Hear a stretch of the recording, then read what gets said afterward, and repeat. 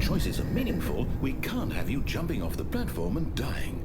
Imagine the main character dying senselessly halfway through the story. That story would make no sense at all. We just need to get you home as soon as possible before the narrative contradiction gets any worse. Unfortunately, it seems this place is not well equipped to deal with reality.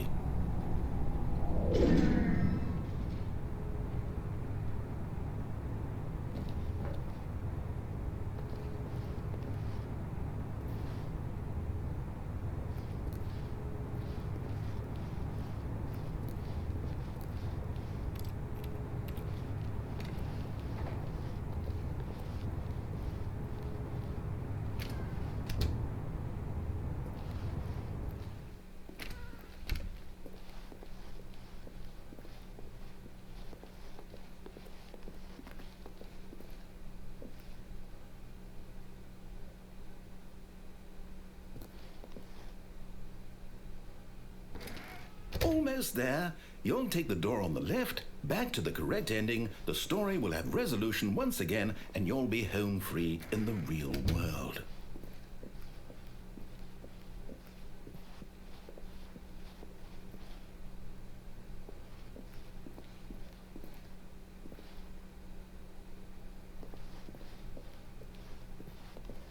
Now remember, all you need to do is behave exactly as Stanley would. That means choosing responsibly and always putting the story first. I'm quite sure you'll be up to the task. Just follow my lead and you'll be fine. All right. When Stanley came to a set of 2 open doors, he entered the door on his left.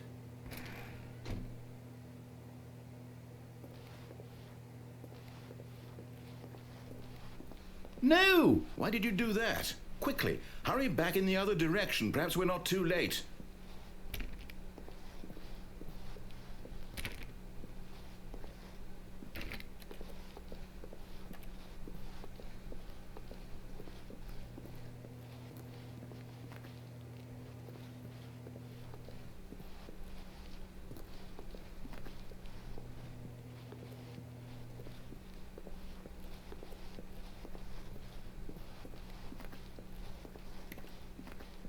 Oh, it's ruined. I can't believe, after everything we talked about, that my story, you've destroyed my work. Why? For what? What did you get out of that? What did you think was so special about seeing the game undone, left here like so much garbage? It's worthless now. And what am I supposed to do? Even if there were a way to continue, would it be worth it? To know that my story is now incorrect? How can I go back to that? I can't erase that knowledge. I'll have to live with it forever. Reliving its impossibility forever. I couldn't live that way. Is it better to shut the game down entirely? To willingly destroy all of my work? I don't know. What's the answer? What do I do? What do I do? What do I... No, I have to. I have to shut the game down. I have to. I have to.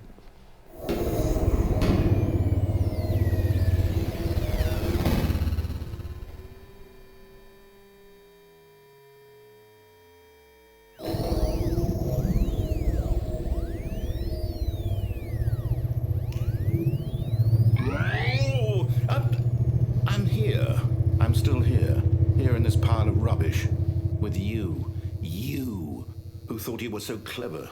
Now look where we are. My entire game is destroyed. It was the only thing in the world that was mine, and you've run it into the ground. What, did you think that would be funny? You just had to see? Didn't I impress upon you how important it was to be like Stanley? He actually knows how to do what I tell him to. He understands that if I say to do something, there's a damn good reason for it. That thought hadn't even occurred to you, had it? That there's a world outside of you? You're a child.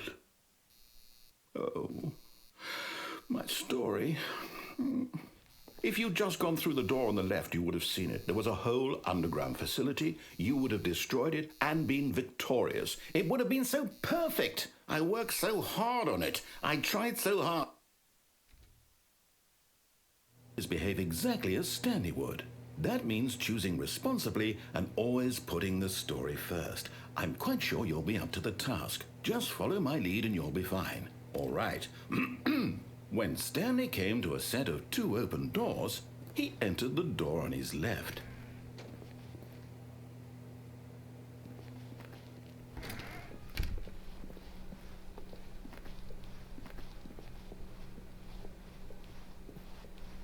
Yet there was not a single person here either. Feeling a wave of disbelief, Stanley decided to go up to his boss's office, hoping he might find an answer there.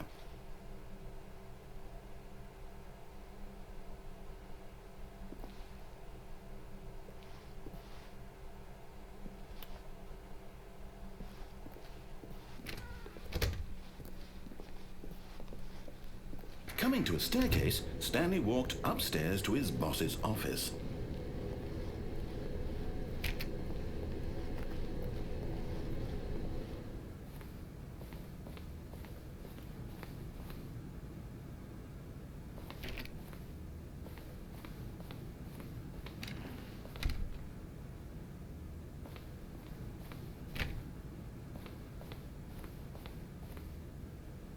Stepping inside his manager's office, Stanley was once again stunned to discover not an indication of any human life.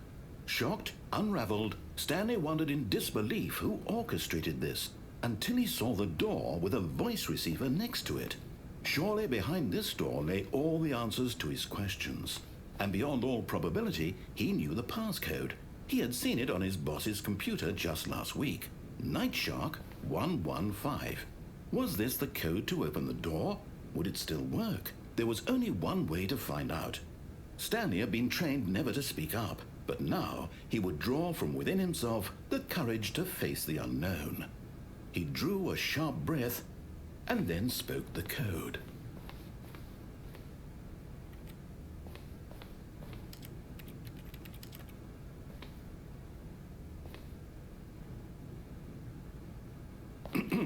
Stanley spoke the code.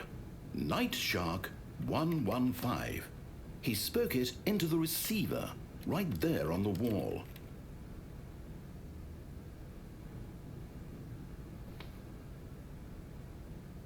I'm sorry, is there a problem?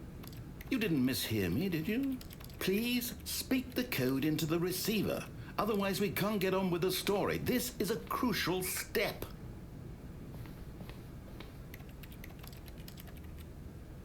Okay, fine, you're not going to do it, but you know what? It's pretty humiliating to bring you this far, only for you to suddenly decide you have better things to do. I asked you for this one single thing, for your respect. The kind of respect Stanley shows for his choices. He knows what it means to take a story seriously. If you didn't want to see what I had to show you, then why did you come here? You had a choice, you know. You could have gone through the door on the right. You could have done whatever the hell you wanted over there. Why did you come this way? Speak. Say something to me. Explain yourself, you coward. When Stanley came to a set of two open doors, he entered the door on his left. Stanley? Hello? Are you... Is everything okay? Stanley, please. I need you to make a choice. I need you to walk through the door. Are you listening to me? Can you hear me? Is everything all right? Stanley, this is important. The story needs you. It needs you to make a decision. It cannot exist without you. Do you understand me? Whatever choice you make is just fine. They're both correct. You cannot be wrong here. We can work together. I'll accept whatever you do. I simply need you to take that step forward, please.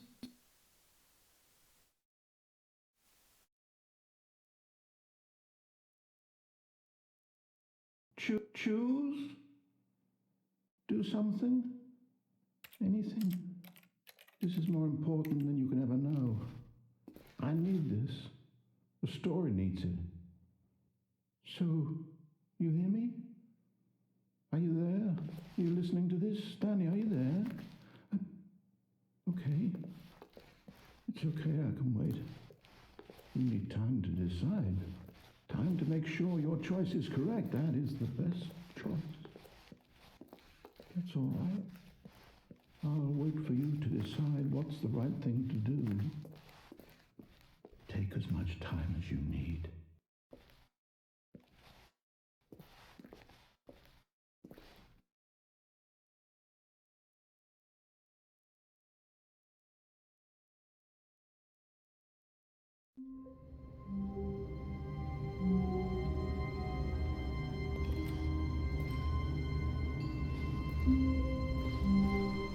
All of his co-workers were gone, What could it mean?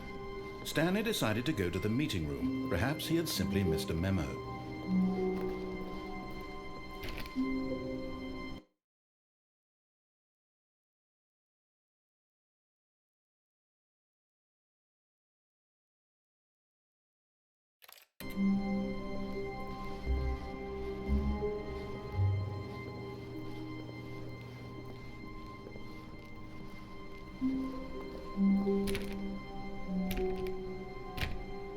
Oh, please.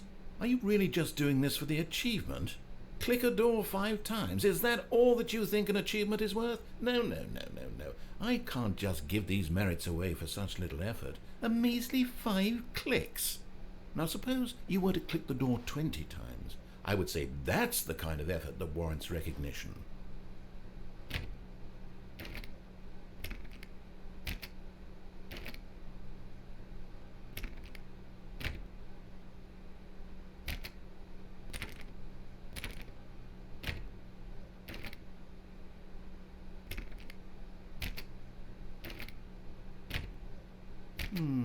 I have to say, I'm still not feeling the satisfaction of witnessing true effort for a noble cause. Perhaps 50 clicks will do it. Yes, almost certainly 50 clicks.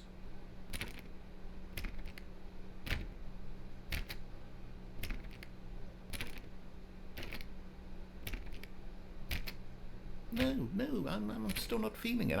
I want this achievement to have meant something. It has to be a true reward for valiant effort. I want to see some hustle, Stanley. I want to see commitment, a willingness to go all the way, no matter what the cost. Why don't you go put 20 clicks into door number 417?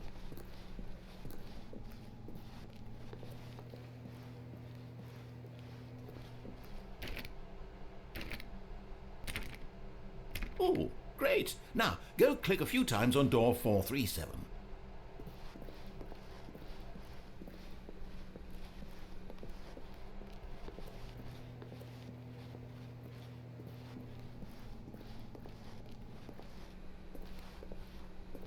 Excellent. I think we're getting somewhere. Now, door 415. Let's give it 10 clicks or so.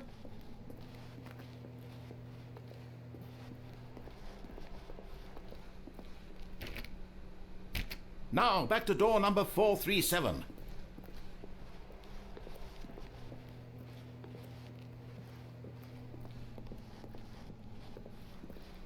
Let's see. How about you click on, well, I don't know, the copy machine? All right, back to room 417. I'm really feeling it now. I think we're getting somewhere. Okay, now go climb on employee 419's desk.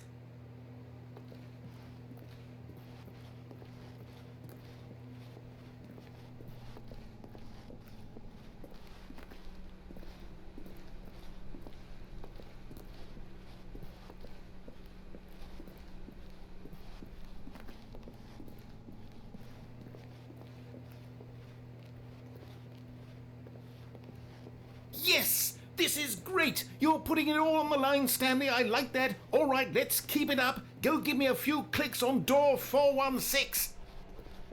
We've almost got it! Now the copy machine, do that one again!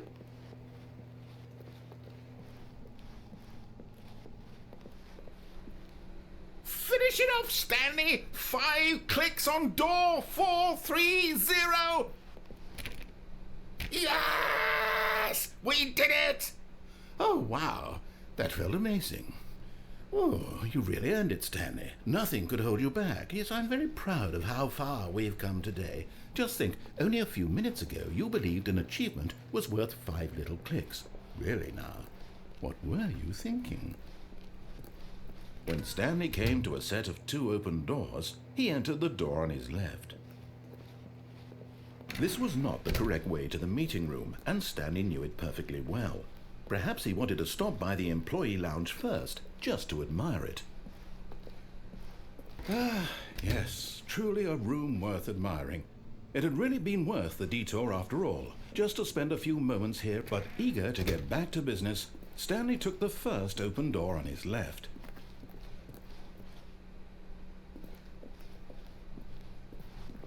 Stanley was so bad at following directions, it's incredible he wasn't fired years ago. Look, Stanley, I think perhaps we've gotten off on the wrong foot here. I'm not your enemy, really, I'm not. I realize that investing your trust in someone else can be difficult, but the fact is that the story has been about nothing but you all this time. There's someone you've been neglecting, Stanley. Someone you forgot. What? Really? I was in the middle of something. Do you have zero consideration for others? Are you that convinced that I want something bad to happen to you? Why, I don't know how to convince you of this, but I really do want to help you, to show you something beautiful. Look, let me prove it. Let me prove that I'm on your side. Give me a chance. Now listen carefully, this is important. Stanley walked through the red door. Oh, thank God you are willing to listen to me. Do you see that I really have wanted you to be happy all this time? The problem is all these choices. The two of us always trying to get somewhere that isn't here. Running and running and running, just the way you're doing right now. Don't you see that it's killing us, Stanley? I wanted to stop. We would both be so much happier if we just stopped. And I think I have a solution. Here, let me show you.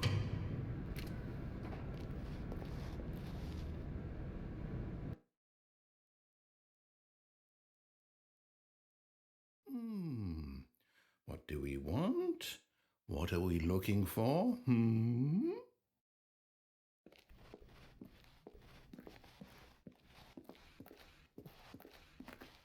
Here. Yes. Oh, it's beautiful, isn't it? If we just stay right here, right in this moment with this place, Stanley, I think I feel happy. I actually feel happy.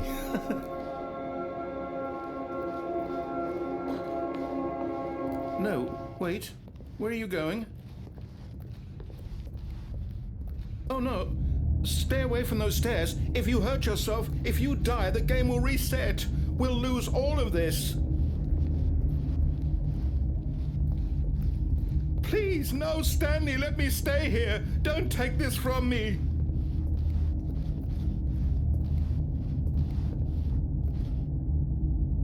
No! Oh, thank God. No. No, what are you doing, Stanley? Please, I'm asking you not to take this away from me. I can't go back to what I was before. If you die, we'll both go back. Why are you doing this?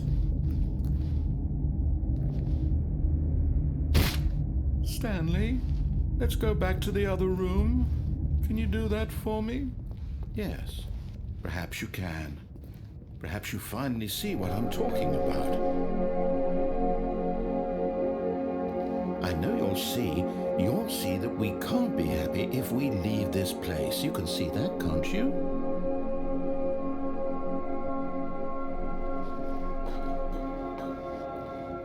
No, perhaps not.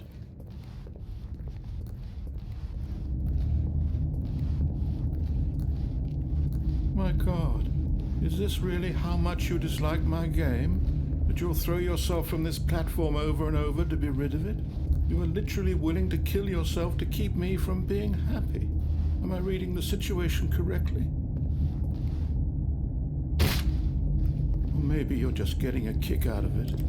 I don't know anymore. I just wanted us to get along. But I guess that was too much to ask. It looks like you wanted to make a choice after all. Well, this one is yours. Is it over? It's going to restart, isn't it? I'm going back.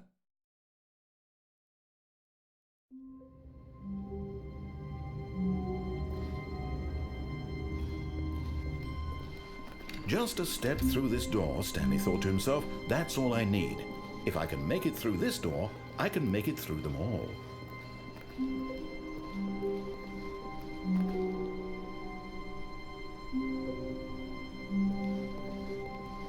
When Stanley came to a set of 2 open doors, he entered the door on his left. This was not the correct way to the meeting room, and Stanley knew it perfectly well. Perhaps he wanted to stop by the employee lounge first, just to admire it. Wow, yes, this room. But eager to get back to business, Stanley took the first open door on his left. Stanley was so bad at following directions, it's incredible he wasn't fired years ago. Look, Stanley, I think perhaps we... But in his eagerness to prove that he is in control of the story and no one gets to tell him what to do, Stanley leapt from the platform and plunged to his death. Good job, Stanley. Everyone thinks you are very powerful.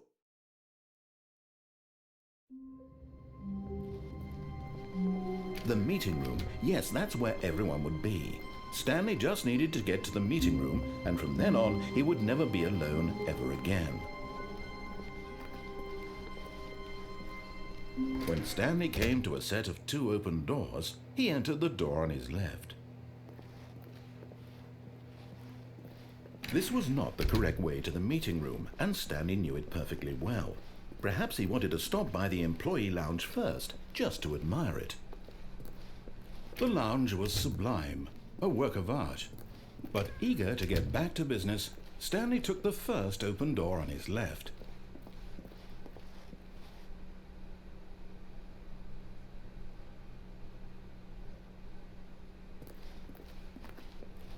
Stanley was so bad at following directions, it's incredible he wasn't fired years ago.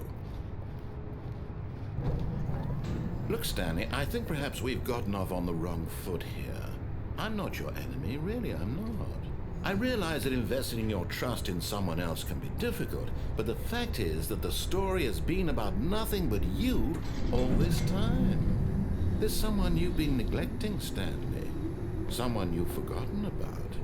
Please, stop trying to make every decision by yourself. Now, I'm not asking for me, I'm asking for her. This is it, Stanley. Your chance to redeem yourself, to put your work aside, to let her back into your life. She's been waiting. That's her, Stanley. You need to be the one to do this, to reach out to her.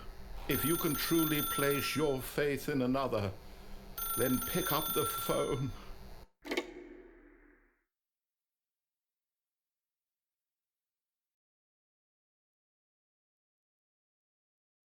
Oh, Stanley, is that you?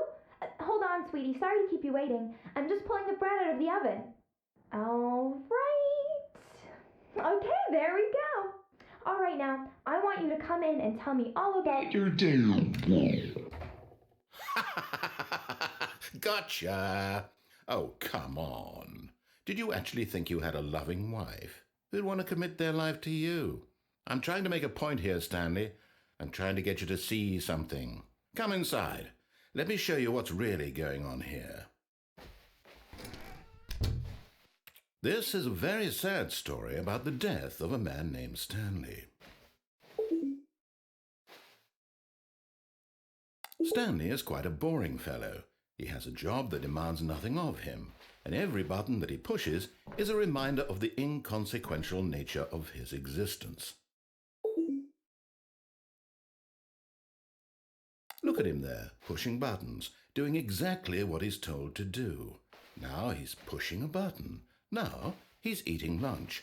Now he's going home. Now he's coming back to work. One might even feel sorry for him, except that he's chosen this life. But in his mind, he can go on fantastic adventures. From behind his desk, Stanley dreamed of wild expeditions into the unknown, fantastic discoveries of new lands. It was wonderful, and each day that he returned to work was a reminder that none of it would ever happen to him. And so he began to fantasize about his own job. First, he imagined that one day while at work, he stepped up from his desk to realize that all of his co-workers, his boss, everyone in the building had suddenly vanished off the face of the earth. The thought excited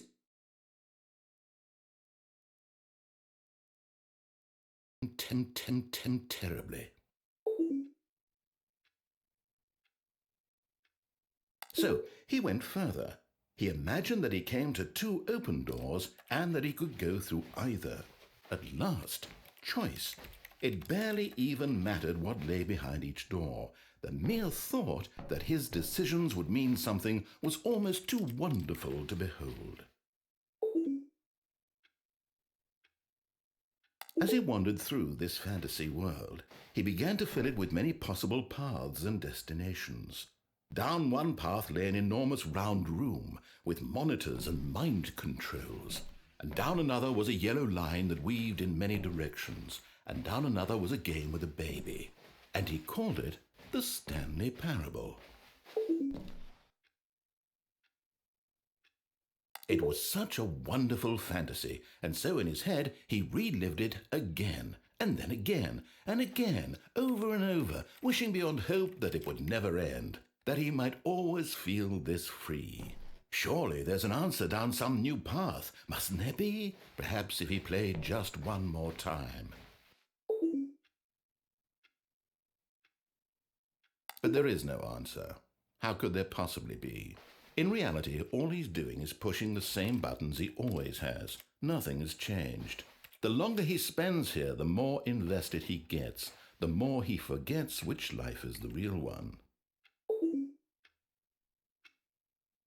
And I'm trying to tell him this, that in this world he can never be anything but an observer, that as long as he remains here, he's slowly killing himself. But he won't listen to me. He won't stop. Here, watch this. Stanley, the next time the screen asks you to push a button, do not do it.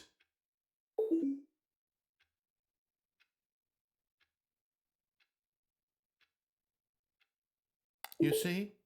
Can he just not hear me? How can I tell him in a way that he'll understand that every second he remains here, he's electing to kill himself? How can I get him to see what I see? How can I make him look at himself? I suppose I can't, not in the way I want him to. But I don't make the rules. I simply play to my intended purpose, the same as Stanley. We're not so different, I suppose. I'll try once more to convey all this to him. I'm compelled to. I must. Perhaps, well, maybe this time he'll see. Maybe this time. And I tried again, and Stanley pushed a button. And I tried again, and Stanley pushed a button. And I tried.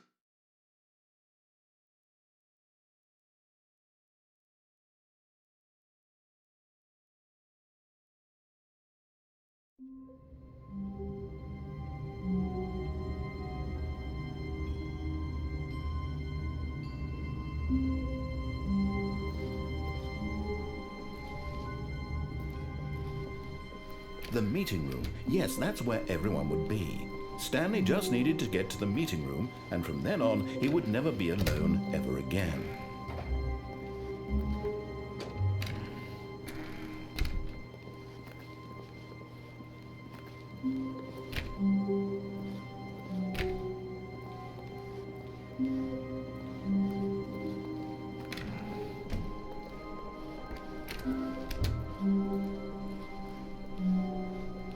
When Stanley came to a set of two open doors, he entered the door on his left.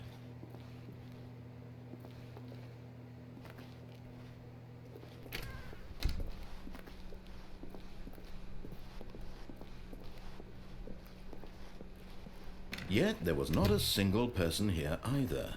Feeling a wave of disbelief, Stanley decided to go up to his boss's office. Hoping he might find an answer coming to a staircase, Stanley walked upstairs to his boss's office.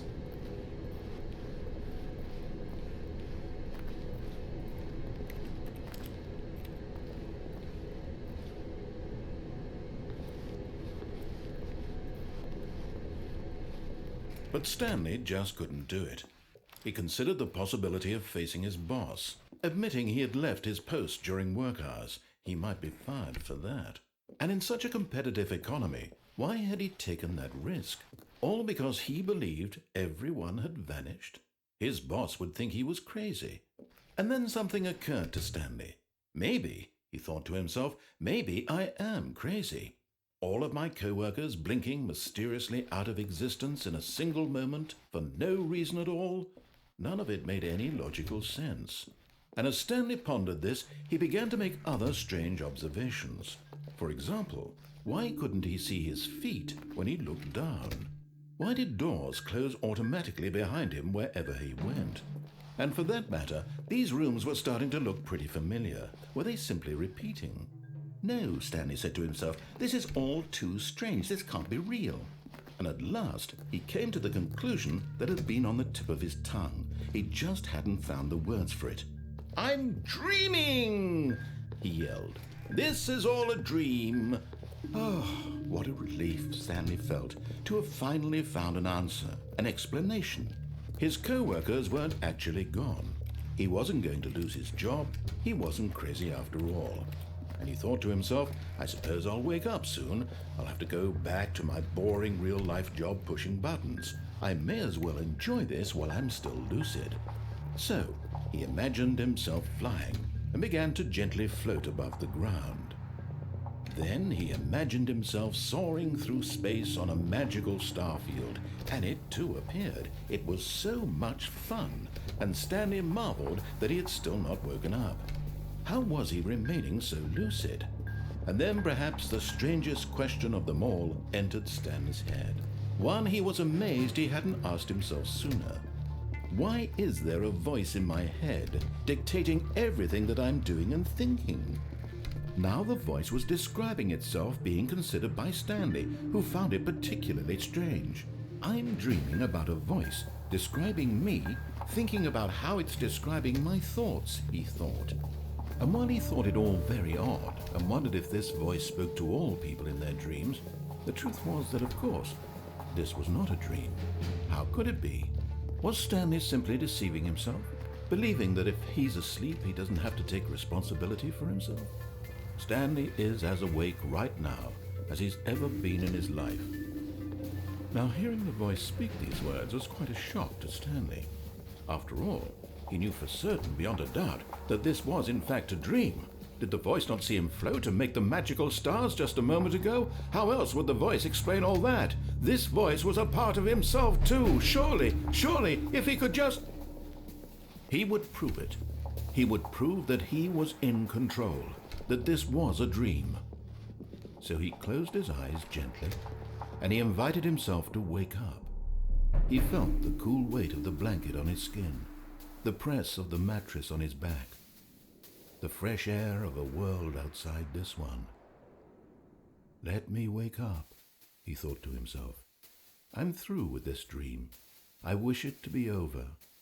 Let me go back to my job. Let me continue pushing the buttons. Please, it's all I want. I want my apartment and my wife and my job. All I want is my life exactly the way it's always been. My life is normal. I am normal. Everything will be fine. I am okay.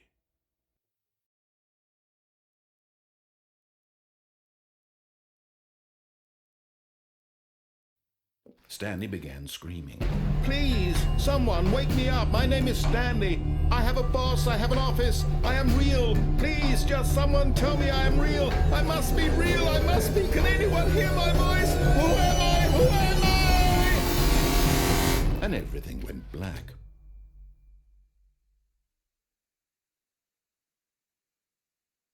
This is the story of a woman named Mariella.